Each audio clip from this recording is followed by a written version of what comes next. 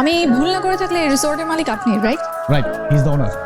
আপনি তো কথা বলেন কেন? আপনি কাজ করা হচ্ছে, আপনার মালিক কাজ করা হচ্ছে, আপনার মালিক কথা বলতে পারে না বোবা? মালিক হচ্ছেন উপর আল্লাহ, আমি শুধু দেখাশোনা করি। দেখুন, সবকিছু মালিক তো আল্লাহই হয়, কিন্তু আপনি তো ছিলাম, রাইট? সেও ছিলাম আমি। আমি শুধু আপনাদের সেবা করার চেষ্টা করছি। আমি Suchita. Thank you. O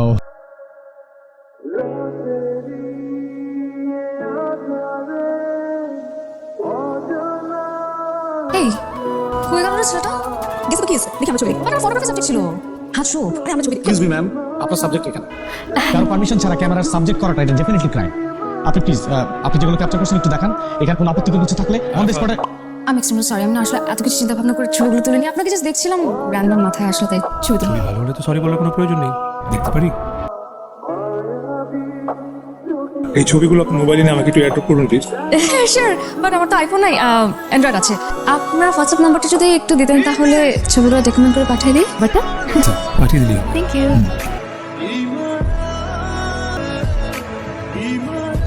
good morning. যাচ্ছেন? এই তো একটু সামনে। আমরা যাচ্ছি না, যে আমাদেরকে যদি একটু সামনে ড্রপ করে দিতেন। আপনি কোথায় যাবেন?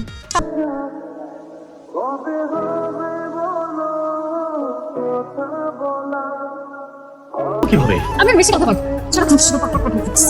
আপনাদের যদি এতই কাজ থেকে থাকে তাহলে আমাদেরকে এখানে নামায় দাও। নামেন, এখানে না নামবেন বলুন। আমি একটু বুঝতে চেষ্টা করেন, মানে আমাদের কে বস? আমায় দিয়ে গেল। এই বলতো আমরা এখন কোথায় যাবো? এখানে থাকবো, আসবে।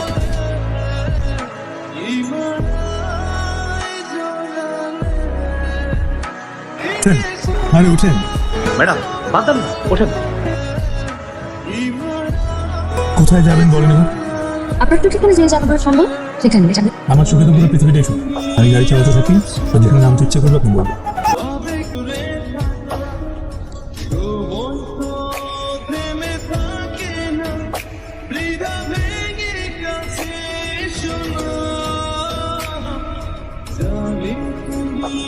আরে আপনি? সুচিতা, ও হ্যাঁ হ্যাঁ, সুচিতা। সুচিতা হাই। ঠিক আছেন আপনি? একটু ব্যথা আছে। এটা আপনার জন্য। এগুলো কি? ফ্লাস্কে আদা আর গরম পানি আছে, যেটা খেলে আপনার পা ফুলে যাওয়ার সম্ভাবনা থাকবে না। আর পেঁপেটাও খাবেন কিন্তু। Thank you.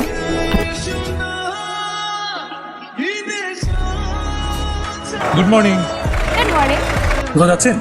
যাচ্ছি। একসাথে যাই। না আচ্ছা, ওকে, আমরা হেঁটে চলে যেতে পারবো না? ওঠেন, একসঙ্গে যাই।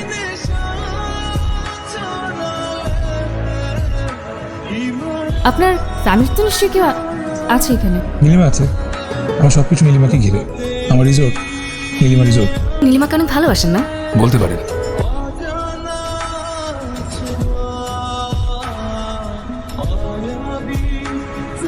আপনি কিছু বলার আছে?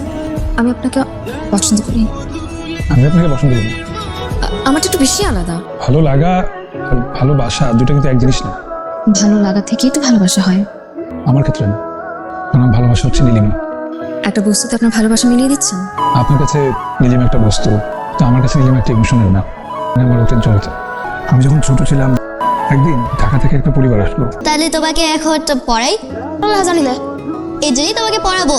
তুমি আমার পড়াবা? হ্যাঁ যেমন এটা হচ্ছে স্বরেও।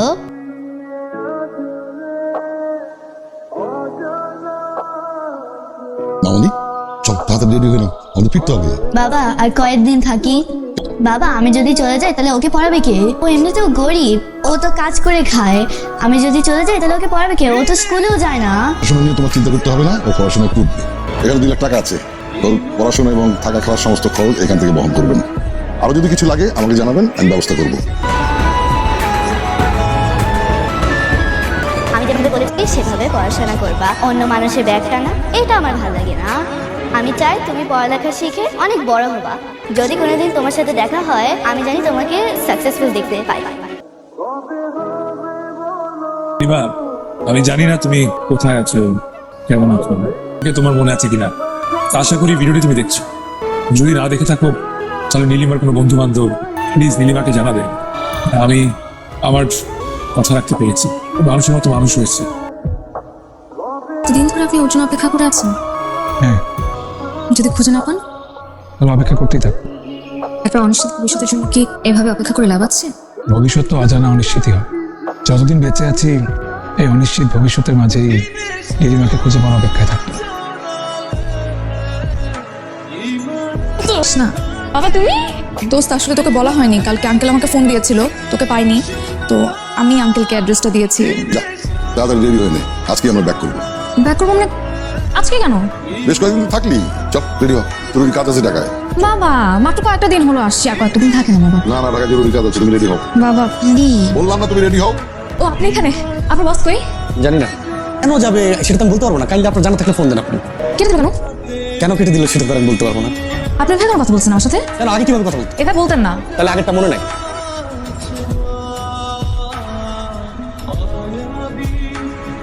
হ্যালো, আসসালামু আলাইকুম। ওয়ালাইকুম আসসালাম। জি আপনাদের মিনহাজ স্যার আছেন? না না স্যার দেশের বাইরে আছে। ভালো ভালো লাগা থেকেই তো। আমাদের এই নতুন বিল্ডিং এর সামনে একটা সুইমিং পুল দেওয়া উচিত। হ্যালো, আসসালামু আলাইকুম। নীলিমা গ্রিন ডিজার থেকে দিহান বলছি। ওয়ালাইকুম সালাম। আচ্ছা আপনাদের স্যার মিনহাজ আছেন? জি স্যার তো আছে। আচ্ছা ওনাকে একটু দেওয়া যাবে? কে বলছেন? আমি নীলিমা। নীলিমা অনলাইন স্যার এখন নেই। নীলিমা ম্যাডাম আমাদের রিসোর্টে। আপনি বলেন না আমি দেশে নাই, বলেন আমার দেশে ফেরার কোনো সম্ভাবনা নাই। আমার দিকে দাঁড়ান। আপনার স্যার কই? বললাম না স্যার বিদেশ। আপনি শখ করতেছেন কিছু আমার সাথে? আমি শাউট করতেছি না, আমি এটাই আমার নর্মাল। না আপনি এটা না দেখেন প্লিজ আমাকে একটু বলেন আপনার স্যার কই? আমি একা একটা মেয়ে ঢাকার থেকে আসছি, হ্যাঁ শুধুমাত্র আপনার স্যারের সাথে দেখা করার জন্য। কত না তোমার নাম্বারটা দিন। স্যারের নাম্বার দেওয়া যাবে না। কেন দেওয়া যাবে না? জিজ্ঞেস করতেছি তো। সত্যি জানেন না? বলতেছি তো আমি জানি না, এই জন্য। ওটার আসল নাম না, শেষে নীলিমা। তো এইটা জানার পরও আপনি নিজে খারাপ ব্যবহার করলেন, আমাকে দিয়ে খারাপ ব্যবহার করলেন কেন? আমার মা ইজ্জত এখন তোমার হাতে বাবা। আমি আমার বন্ধুর ছেলের সাথে মিলে আমার বিয়ে ঠিক করে রেখেছি আগে থেকেই। আপনার কারণে আমি আজকে মিনহাজ। বুঝতে পারছেন আপনি? আমার বসের কোনো প্রবলেম নেই, যত প্রবলেম আপনার বাবা। আমার বস যথেষ্ট ভালো একটা মানুষ, সারা জীবনের ইনকামের টাকা দিয়ে আপনার নামে এই রিসোর্টটা করা। প্লিজ একটু বলেন।